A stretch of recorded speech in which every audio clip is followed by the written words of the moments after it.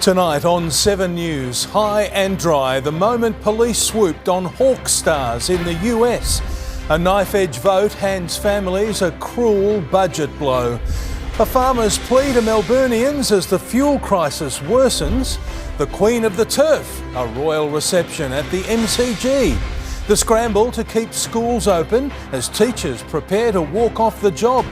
Jess Wilson makes a splash to mock Melbourne's Com Games disaster. And D-Day for Scott Pendlebury. We're live to Pies headquarters. Live from Melbourne, this is 7 News with Peter Mitchell. Good evening. Police body cam has revealed the moment that landed 2 hawk stars in an Arizona jail, plucked from a scissor lift and cuffed as laughing teammates watched on. US authorities released the footage a week after 7 News broke details of Dylan Moore and Connor McDonald's November arrest. 2.5 metres in the air on a cherry picker, Hawthorn Stars bargain with Arizona police. So that means you're under arrest for trespassing because it's not your property. So we didn't know that though. You didn't know this wasn't yours? No. Body cam video released by the Scottsdale Police Department reveals the moment Dylan Moore and Connor McDonald were detained in November.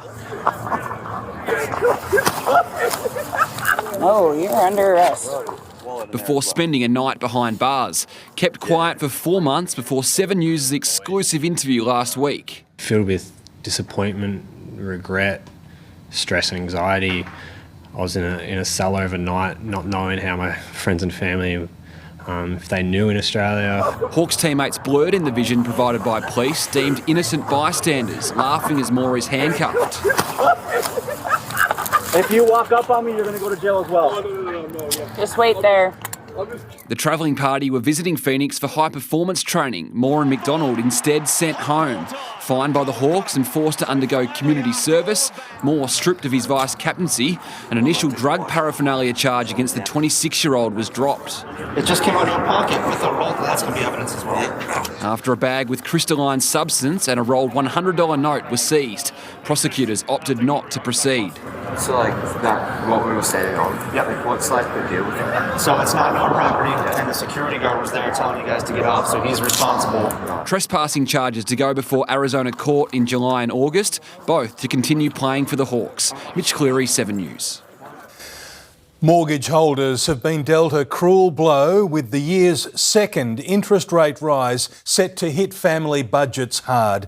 In a split decision, the Reserve Bank Board lifted its official rate by 0.25 to 4.1%, and there could be more hikes to come. In a cost of living crisis, a nervous wait brings more bad news. There it is now, up 0.25, 25 basis points.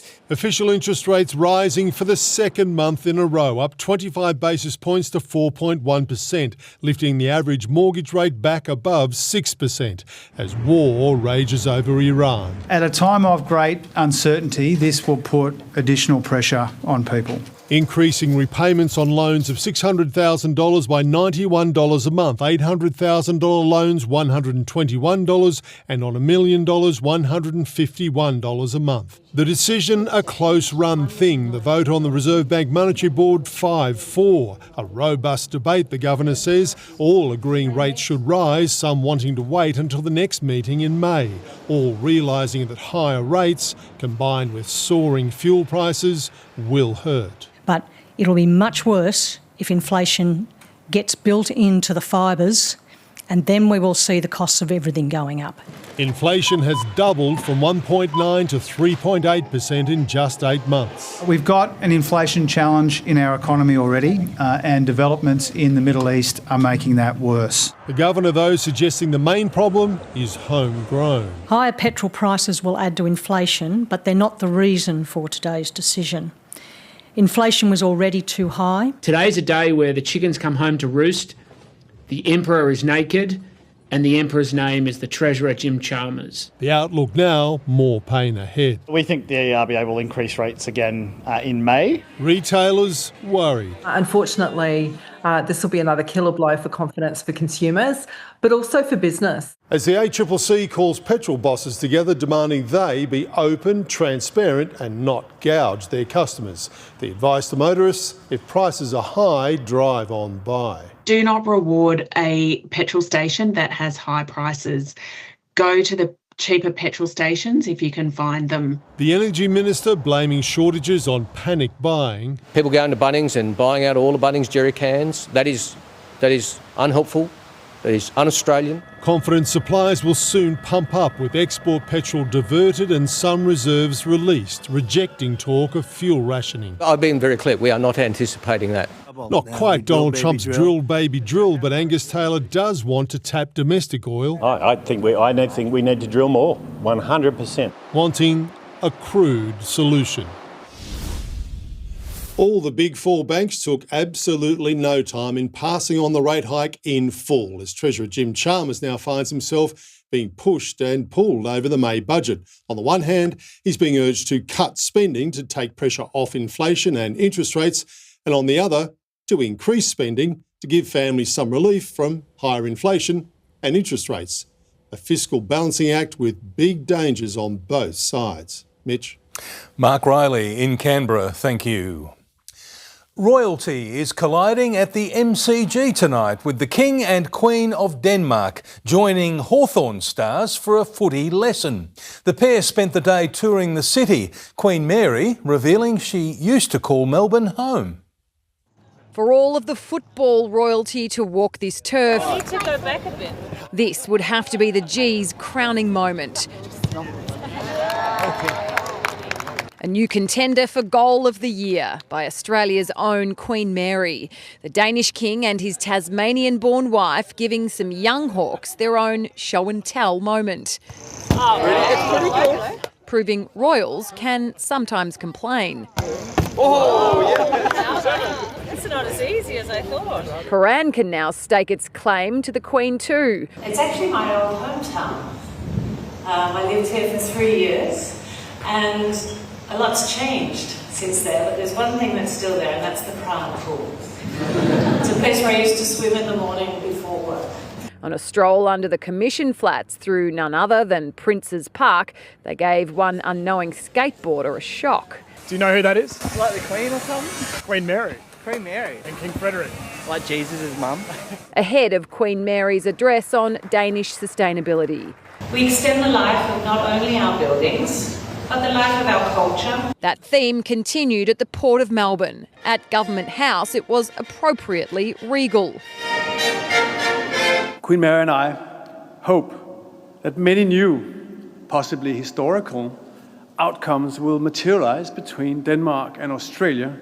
Even if the Premier appeared to miss her photo cue. That's okay. Hello, Governor. How are you? And the Governor managed to sneak in some Australianisms. You can say, with all of us here in Victoria, no worries, she'll be right, mate. And Laura Turner's on the Royal Tour at the MCG. Laura, you were the only reporter to get a word with the Queen. Certainly the only Australian to get a word in with the Queen, Mitch, that's right. I actually asked her as she was walking off the G whether she now has a new AFL team. We know she's been a supporter of Carlton in the past. She replied to me that perhaps in the future her loyalties might change. I think she was referring to the fact that she'd been playing kick to kick with some younger generation Hawks players this afternoon. I've got to say she really seemed so comfortable and really enjoyed herself out there on the G. She was kick to kick, so there's a couple of hand passes as well. She wasn't very happy with her performance either with the handballing and had a few more goes, saying she felt a little rusty, whereas the King himself, he was probably a little more reserved. We didn't see him have a go, have a shot at goal at all. But this is only halfway through their tour. We'll see them again here in Melbourne tomorrow before she heads home to her old home in Tasmania on Thursday, Mitch. Laura Turner at the home of footy. Thank you. The government is scrambling to keep schools open as a statewide teacher strike looms. Retired educators could be called back to classrooms next week, with thousands expected to walk off the job. A bitter pay dispute leaving students and parents in limbo. I would expect that there will be hundreds of schools closed and many hundreds more with significant disruptions. The first pay offer in 8 months shut down, meaning the first teachers' strike in 13 years will go ahead. The government's made an offer to us. We've said the offer's not good enough. The government offered an 18% pay rise over 4 years, a deal the union has now rejected. They're instead chasing a 35% increase over 3 years, along with more flexible working conditions. Victoria cannot be called the education state when we have the lowest funded public schools and the lowest paid teachers in the country. We are calling on the union again to prioritise dialogue over disruption. Talks over doubling student-free days from 5 to 10 have already broken down, and working from home is off the table. The best resource we have is them in the classroom. We don't want to stop work next Tuesday. Our members want to go to work. The ball is in the government's court. The Education Minister says schools will remain open and there's enough teachers to run classes as normal, but some principals are already warning parents to make other arrangements. The government is scrambling to limit disruptions, with retired educators set to be called back and a mixed curriculum on the cards. We are planning ahead, but we don't want this disruption to go ahead. Rochelle Brown, 7 News. The conflict in the Middle East is showing no sign of easing. Iran has unleashed a fresh onslaught of drones and missiles, while Donald Trump ramps up pressure on US allies to help escort oil tankers through the Strait of Hormuz. The drive through downtown Tehran, and the dashcam captures Israel's latest traffic stopping strike. But Iran is hitting back at drivers across the world, continuing to push up global oil prices by locking down the Hormuz Strait. And the US president's plan to open it is faltering. Some are very enthusiastic and some are less than enthusiastic, and I assume some will not do it. Not a single nation has joined his naval coalition. Japan, China, South Korea, France, Spain, Italy, no. The UK too. We have to make sure that we've got that credible plan in place. Germany, blunt, this is not our war. We want to know, do you have any minesweepers? Well, would rather not get involved, sir. Australia not asked, not offering, as Iran continues to toy with the region. Here, Iraq's famous Al Rashid Hotel. Dubai forced to close its airport again. And in Israel, Iron Dome in overdrive over Tel Aviv.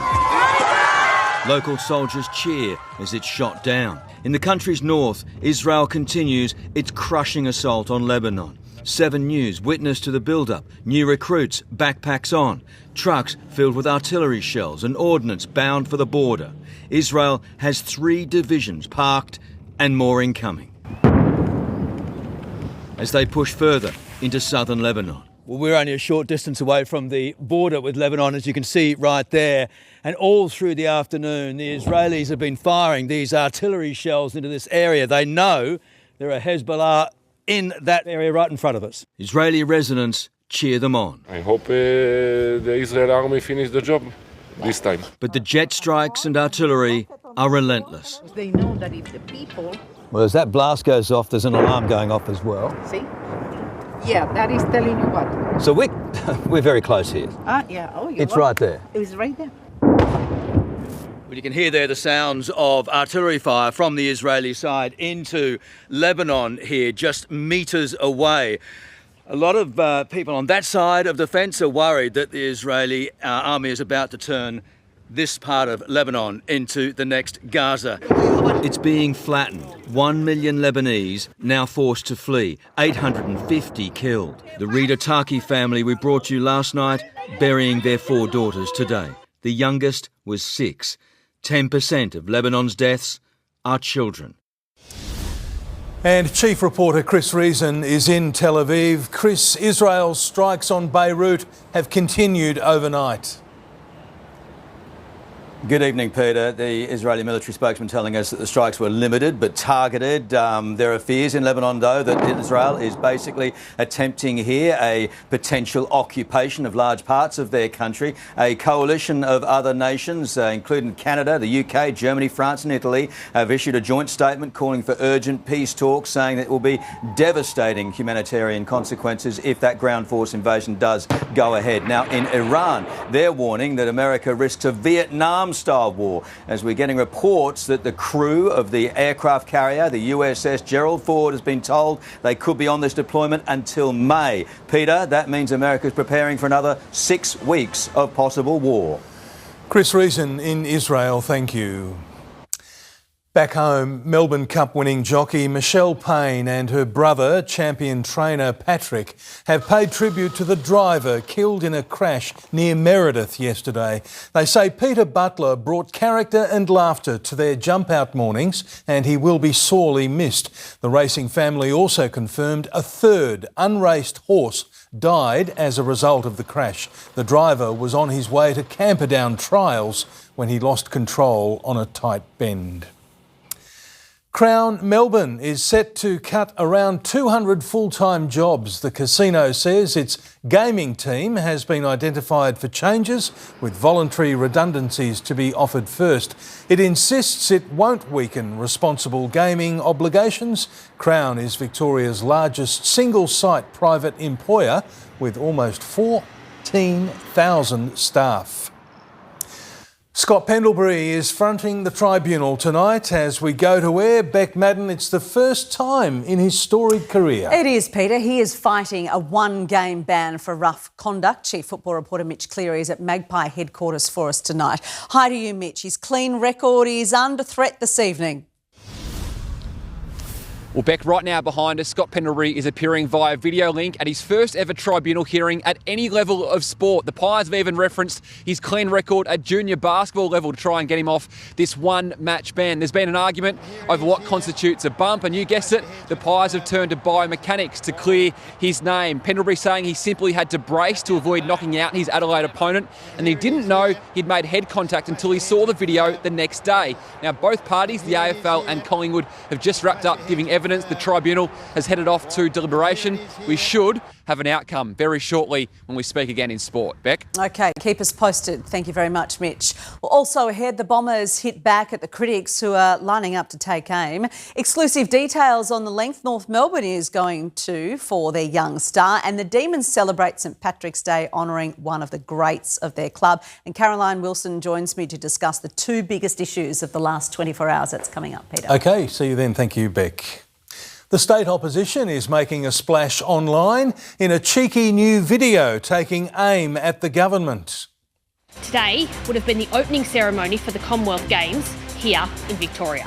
How the young Liberal leader is reaching out to a new audience. That's next on 7 News. Also ahead, Kyle Sandilands' revenge plan against his radio bosses. Dawn crisis talks at the penthouse of a media mogul accused of a vicious assault. And going green, Melbourne celebrates St Patrick's Day. A number of people have gathered for dawn crisis talks at the penthouse apartment of embattled media mogul Anthony Catalano. It's the first sign of movement at the $30 million St Kilda pad since Catalano was arrested and charged over a vicious assault on a woman. Catalano has previously lived at the apartment with his wife, Stephanie. Locals in Glenroy say they're collateral damage in a gang war that's seen 5 significant attacks in just 6 months. This morning, a barber shop was torched on a busy high street and neighbours say enough is enough. 1:30 on Wheatsheaf Road, a far too familiar sight. The front door of a barber shop is smashed in before a man pours fuel inside, his intentions clear. Smoke shoots out of the shop as the arsonist and his driver take off, marking the 5th attack on the shopping strip in 6 months. Locals are fed up. But what do? Jacinta Allen, give the coppers the resources to do their, can I say it on air, job. In January, someone was stabbed at the same barber. But a few doors down, the tobacco shop has been ground zero. It was firebombed in October. Then again, last month, only weeks later, the shop was shot up.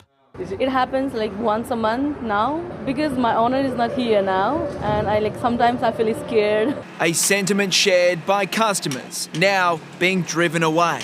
Seen a big drop in the elderly kind of coming through, and probably they just feel a little bit uncomfortable about coming. Undoubtedly unnerved by yet another crime scene. It's sad that, if it is, a tit for tat or someone's not happy with one another, that they've got to do it this way. Jordan Quinn, 7 News. It's D-Day for Kyle Sandilands, sweating on the future of his $100 million radio gig. A decision is due any moment, with lawyers betting his Kiss FM contract will be torn up. There are also suggestions he could buy parent company ARN. Are you going to buy ARN? There's many options, that's all. His co-host Jackie O has already exited the network after her contract was terminated. The Victorian opposition leader is making a splash, stripping down to her bathers with a cheeky video taking aim at the government's Commonwealth Games debacle. Jess Wilson is joined by a cast of colleagues to mark what should have been a historic Games opening. Today would have been the opening ceremony for the Commonwealth Games. We haven't seen a Polly in bathers since Abbott's budgie smugglers. Labor cancelled the Games. Even longer since the Victorian Liberals appeared so united. Dumping a $600 million weight on all Victorians. No, I don't normally lift 20 kilos, but I wasn't going on TV lifting 10. The cancelled Games a springboard to unleash on Labor. Surgery waitlist targets? Missed. Housing targets? Missed. The All-In stunt launched this morning and it's already gained more than 600,000 views. The Premier and her deputy not among them. No, and I haven't seen the video. I will watch it, okay. The reception from voters on both sides of the fence. The Liberals are obviously targeting a younger voter with this strategy. The now Premier Jacinta Allen was Minister for the Games when it was cancelled. Asked about the video today, she was quick to dismiss it, calling it divisive and petty. This is the pattern of the Liberal Party, looking for division at every turn, being engaged in petty politics. I certainly don't think it's petty. I think there's a lot of truth in it. That video is showing what a lot of people feel. This new frontier in political advertising is tough on the core. My abs were actually sore. Jacqueline Stanley, 7 News.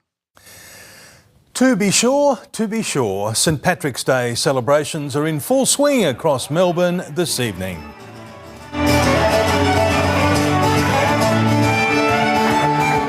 Nice bit of fiddle work. Auntie Annie's Hotel in Kensington has Australia's only double-barrelled Guinness tap imported from Dublin. Meteorologist Jane Bunn joins us now. And Jane, we've had a lovely drop of rain. Oh, we most certainly did, Mitch, but that left us grey and drizzly today. Visibility was low early, lingering all day up on the ranges. The cloud hung over the city, ensuring it didn't rise over 21. Most suburbs reached 20 to 21, just 19 in Avalon. A tropical low to our north will keep the wet weather coming for northern parts of Victoria, with the potential for severe thunderstorms. But skies have cleared to our south. There should be a lot more of this sunshine in Melbourne tomorrow. I'll have more after sport, Mitch. St Patrick's Day green too. I am too. Jane O'Bunn, thank you very much indeed. Victorian farmers have issued a warning to Melbourne Next on 7 News why they say grocery prices could rise unless we swap cars for public transport. Also ahead, how you could fly to London, return for under $2,000. One half of the Coldplay Kiss Cam couple opens up to Oprah, and later the cancer affecting millennials more than their parents. Frustrated Victorian farmers are desperate to start harvesting, but some are being told they can't get the fuel they need to do the job. They want the Allen government to offer free public transport, saving fuel for primary producers. For Rob Magis and his daughter Liv, the remnants of last year's vintage. They need to start this year's harvest tomorrow, but their local supplier just cancelled their fuel order because they have no stock. If we can't harvest the fruit, we've invested over $400,000 basically in the vineyard, we will lose it all. I mean, it could be the end of the business, to be completely honest with you. The Victorian Farmers Federation wants city workers to cut their fuel use.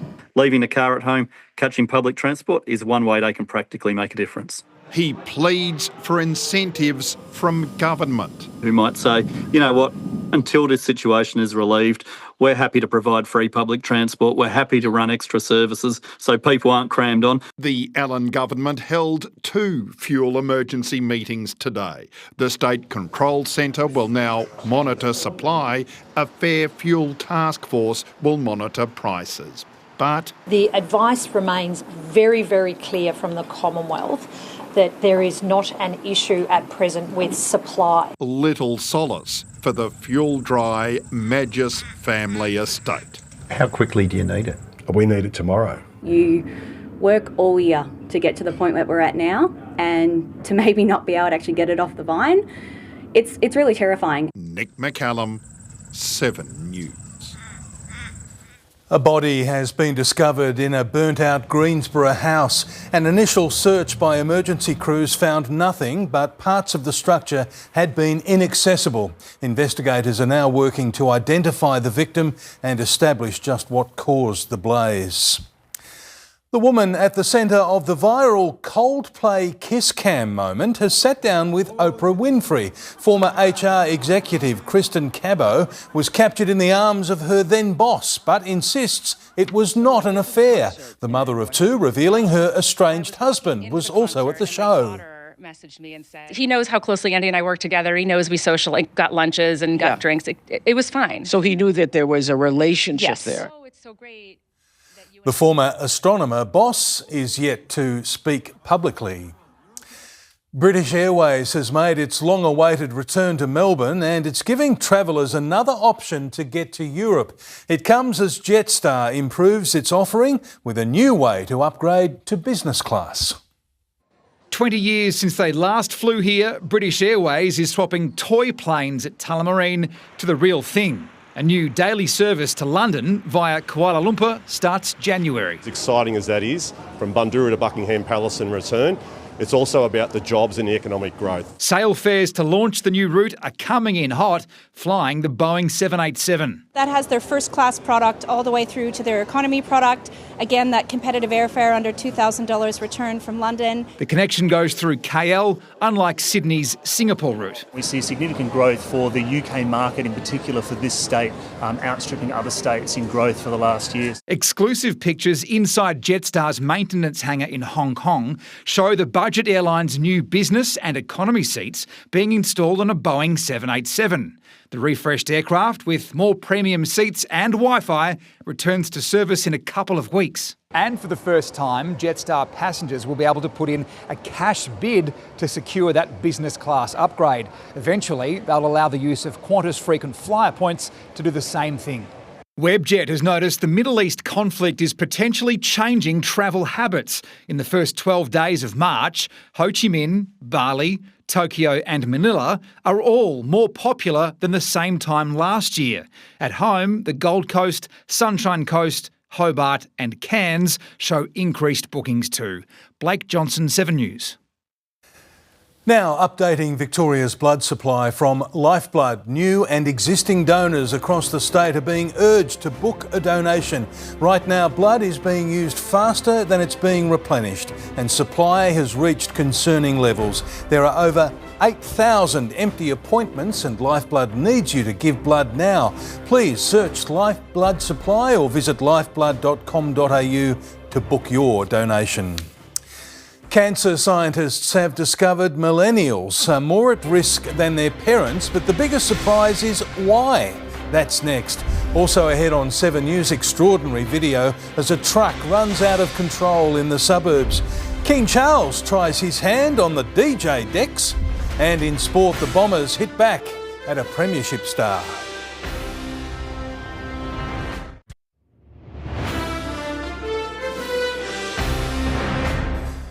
3 people, including a mother and her child, have been injured as an out-of-control concrete truck slammed into 5 cars in Sydney's west. It then crashed into a tree, trapping the driver. I could hear him screaming inside the truck. I just thought, how the hell did he get in there? The truck driver wasn't hurt and was taken to hospital for mandatory drug and alcohol testing. Now to the markets. With Finance News, here's Tim McMillan. Hello. Traders have been pricing in today's rate hike for weeks, so the RBA call, although close, came as little surprise. Banks and miners actually dragged the ASX higher, while rate-sensitive sectors like retail and tech took a hit. Now, unfortunately, the main driver of our recent inflation spike isn't going away. You can see here the price of Brent crude oil shoot up when the Iran conflict began in late February, and it's still hovering near $100 a barrel, so don't expect fuel prices to fall anytime soon. A win for Rio Tinto and BHP. After a long fight, a US court has granted them access to one of the world's largest undeveloped copper deposits in Arizona. The ASX 200 gained 0.33%. Miners rallied, while a number of consumer-focused stocks like Wesfarmers lost ground. The Aussie dollar is buying 70 US cents. Scientists are investigating if junk foods could be driving a worrying rise in bowel cancer cases among millennials. Doctors are studying how modern diets may be changing the gut and increasing cancer risks. Bowel cancer is now the deadliest cancer for Australians aged 25 to 54. Nearly 2,000 young people, those aged under 50, are diagnosed with bowel cancer every year. Those born in the 90s are 3 times more likely to develop bowel cancer than those born in the 50s. So what's changed? These scientists are turning their attention to the modern diet, investigating whether ultra-processed foods and additives, including artificial sweeteners, emulsifiers and added sugars, could be disrupting healthy gut bacteria, which can trigger inflammation and increase the risk of cancer. We think that the gut microbiome, that is the bacteria that are in our gut, are key drivers of disease in the gut. In the lab, we're able to grow the bacteria from the cancers and from the healthy gut to compare their functions. Brisbane teacher and 39-year-old mum Amy Jeeves had no warning signs. A colonoscopy revealed a 5-centimetre tumour. She believes diet was a contributing factor. I'm a bit more aware now of what I actually, consume, put into my body. If scientists are able to identify the high-risk bacteria in the gut, they could prevent bowel cancer from developing or stop it from spreading. If we diagnose early, we have a 99% chance of a cure. Jennifer Beshwati, 7 News. The King has a surprise new alter ego, DJ KC3, or DJ King Charles III for the uninitiated. The monarch hit the decks during a visit to a youth arts program, which he finally financially supports.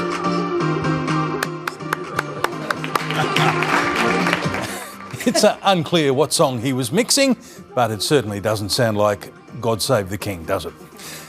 Beck is back with sport. Beck, it's a nervous wait for Scott Pendlebury tonight. It is, Peter. He is currently waiting to learn his fate at the tribunal. We'll have all the details next. Also, Ben Mackay returns serve with a big swipe of his own to the critics, taking aim at the Bombers.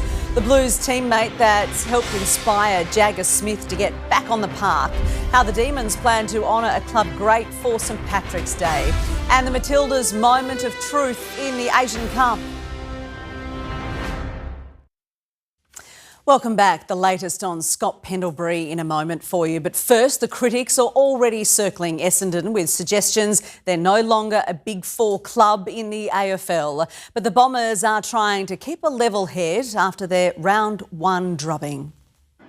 At Essendon, the message is clear. If you're not with us, you're against us. I don't really care what Lordy says. He's got his own opinion, and we're really trained hard to listen to Brad, listen to Solly, listen to everyone in-house. Bombers great Matthew Lloyd and Jack Riewoldt among a chorus of critics after a 62-point round 1 loss and a declining presence. Factually, we are a big club, so I'm not sure what Jack's talking about there. But in terms of what we're trying to do now, we want to be relevant again in terms of on-field performance. The D's are leaning into their heritage in a different way, splitting the G at the G in honour of Jim Stynes on St Patrick's Day. 1, 2, 3. Jack Viney will start running again over the coming fortnight, recovering from an Achilles injury. It's not much fun watching from the sideline, so I'm working hard to get out there quickly. Brisbane will wear a Fitzroy jumper in next week's clash with St Kilda, celebrating 30 years since their merger. Obviously with Bulldog wearing it and, guys like Paul Roos, some champions of the game that have worn the jumper as well, so I feel very privileged. Hugh McCluggage trained today, looking to return from a calf injury. I've been very lucky throughout my career to play a lot of games, and it definitely is different. It's an easy game from the stands or the cheap seats. Hoping to lift the Lions to their first win after a 0-2 start. Our team isn't all that much different to what the team was when we played finals last year in terms of our overall squad, so there's no reason that we've dropped off. Xander Maguire, 7 News. Scott Pendlebury is just about to learn his fate for that bump on the weekend. Returning to our chief football reporter, Mitch Cleary now. Mitch is using his good record to plead his case. Well, Beck, more than 35 minutes of deliberation by the tribunal and still no outcome. So if it doesn't come before 7 o'clock, we'll have that on 7news.com.au and the agenda setters tonight. The AFL is arguing that Pendlebury did choose to bump. He's saying he's simply braced in the contact with Adelaide's Josh Worrell. Pies also contending that his 427 game clean record, should get him off this in compelling circumstances. The Pies also digging into the archives, saying that Brent Harvey, Dustin Fletcher and Sean Burgoyne in the 400 club also received many suspensions during their career. As it stands, Pendlebury is due to break the game's record of Brent Harvey in round 9 against Geelong. If he gets off tonight, that record will come against Hawthorn in round 8. Meantime, North Melbourne midfielder George Wardlaw has turned to a new running coach in his attempts to overcome his hamstring issues this pre-season after 2 separate setbacks. 7 cameras capturing this private session at lunchtime today with running guru Paul McKinnon, who has worked with a number of Olympic athletes.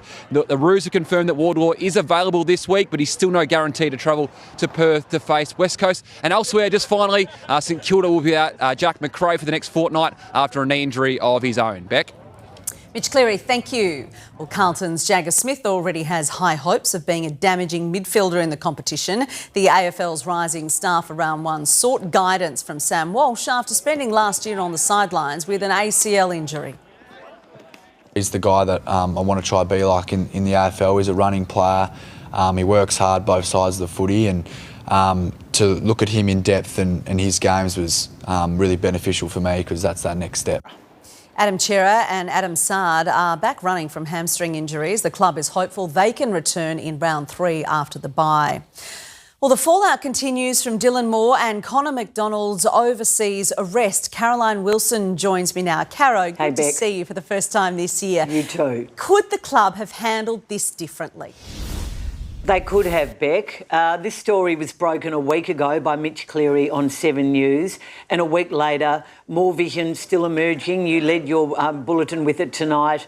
The story won't go away from Hawthorn. My view is that they should have listened to the AFL, who I'm told advised them back in October when the story first happened, and the AFL were informed to go public then and get it out of the way to get the club through summer with a clean slate. Now, Hawthorn say there were reasons they didn't take the AFL's advice, but I think deep down they're thinking that maybe that would have been a better way to go, because here we are heading into round 2 and still new vision is emerging, new allegations emerging, and the pressure piles on Dylan Moore and Connor McDonald. Yeah.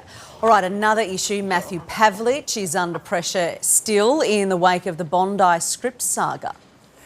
Yeah, look, unfortunately, Matthew Pavlich made a big error. It was a rookie error for a rookie CEO in not putting his hand up when he realised there were questions being asked about the wording being changed from that wonderful Bondi tribute.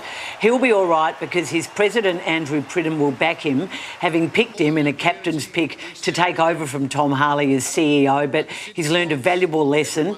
Deeply apologetic and deeply embarrassed today is Matthew Pavlich. OK, we'll leave it there. Thank you very much, Caro. Thanks, you Beck. are joined by Hawks coach Sam Mitchell on the agenda setters tonight. We are very much looking forward to that. You can see it at 7:30 on 7 Mate. Take care, Caro. Thank you. Well, the Matildas take on China in Perth tonight for a spot in the final of the Asian Cup. Emily Van Egmond will become the most capped Matilda of all time, playing her 170th game. Steph Catley and Hayley Rasso are both set to return after recovering from concussion. The winner will play either South Korea or Japan in the final on Saturday night. Go Matildas. Go Matildas. Can't come soon enough. We've been talking about it. We want it to happen. Yeah, we do. We'd love to see them in the final. Thank you, Beck. Perfect. The benefits of last year's interest rate cuts have almost been reversed, with Australian households tonight facing a perfect storm of rising costs. Today's hike will only deepen the cost of living crisis, making it tougher for families. Like millions of Australians, Melissa Bell was watching today's interest rate decision closely.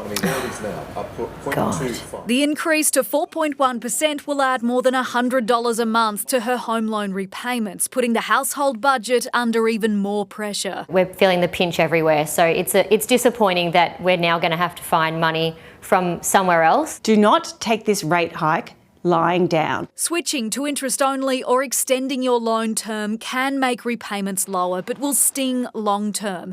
Many households will fall back on savings buffers, with balances in offset accounts at a record high. The RBA is tightening the screws so that we curtail our discretionary spending. I know with a lot of the clients we're working with, from a spending perspective, it's not really the discretionary spending, it's more the general household expenses, your groceries, your utilities, your energy and your fuel costs, of course. Shopping around for a better deal could help you save. Experts believe at least 40 lenders will still have variable rates under 5.75%, but not everyone can refinance. Obviously, there's options around fixing to give you some stability. You can also jump in and help from a budgeting perspective. Which is about to get even tougher. The budget's tight. Georgia Holland, 7 News. Tonight's fuel giveaway code word isn't far away, and meteorologist Jane Bunn's here with the 8-day outlook. Jane, is there any warm weather on the horizon? There is indeed, but we're mild to end the week. I'll have full details. And on tonight's bright side, the little fighter with a big message. Fuel relief's here. This week, 7 News is giving away $20,000 worth of petrol nationwide. Jump onto 7news.com.au/free fuel now and enter tonight's code word pothole for your chance to win a $250 voucher, and be watching tomorrow for another chance to enter. Hello again. Tomorrow is a lot nicer than the past 48 hours. The end of the rain brought foggy low cloud to Melbourne that hung around during the day. The temperature didn't rise very much. We peaked at 21. The city had 13 millimetres into the gauge, around 10 to the west and south, 13 and 14 in Scoresby and Viewbank, but it jumps to double that in Coldstream. We had patches of drizzle to follow, mainly in western suburbs. Why? Because our winds are a light to moderate southeasterly. Sunshine slowly returned to the coast, a sign of what we'll see tomorrow. Rainfalls reset each morning at 9 a.m. This is how much we'd seen by then in the past 2 days. 5 to 10 millimetres in the brown areas, 10 to 20 in the yellow and green, higher on the eastern ranges. The rain continued during the day about the northeastern half, generally light, but another 5 millimetres in Mildura, 12 in Wodonga. It's been a very different day near the southwest and southern Gippsland coast, with sunshine returning. A tropical low to our north is producing a lot more rain over the interior. We have high pressure moving in, but the trough extending from that tropical low does extend down here. So there is more rain to come for northern Victoria. Not adding up to as much as the big falls further north, though. We'll also see a cyclone in the far north, yet another source of tropical moisture and heavy rain up there. That is likely to cross well north of Cairns at this stage before moving in. Around the nation tomorrow, showery in Brisbane and Canberra, the risk of showers and heavy storms in Sydney. Pleasant in Hobart, cloudy in Adelaide, hot sunshine in Perth. To Victoria, the northern ranges have the wet weather tomorrow. It shouldn't come into the south. Instead of thick cloud and a band of light rain, we're back to hit and miss showers and thunderstorms. Morning fog patches in the south ahead of a partly cloudy day. Without the thick cloud, it's mild to warm. Closer in, we still have some low cloud, but a lot more sunshine, making it feel nicer tomorrow. Then the storms up on the ranges could graze our outer suburbs from late afternoon. The city's partly cloudy, rising to 23 in the sunny breaks. To the 8-day outlook, it is mild to end the week. Just a brief light shower on Thursday morning, about 21, then 23. 23 on Saturday, but the sunshine comes out. And watch our temperatures rise. Sunshine all through here. We're going to have a couple of days that are in the mid to even high 20s as we go into next week. The average at this time of year is 24. The change is due next Wednesday. We're 23 for tomorrow. It's pleasant in a mix of sun and cloud. Now to tonight's bright side. 6-year-old Ollie is a fighter. The face of this year's Good Friday appeal joined Diamond Creek's CFA. I'm here to help. Does someone need my help? He's helping the brigade call on Victorians to donate to his year's appeal. I think he's taught us a thing or two about having fun with water. 75 years CFA has been involved with the Good Friday appeal. It's an absolute privilege to be able to do that and to see the results of that fundraising that the brigades do. Oh, those wonderful CFA volunteers will be very busy on April 3, I think. Look out for them and donate if you can, please. They do a great job, don't they, indeed? Thank you, Jane. And that's the way it is this Tuesday, the 17th of March. Thanks for your company. For now, from the 7 News team, good night.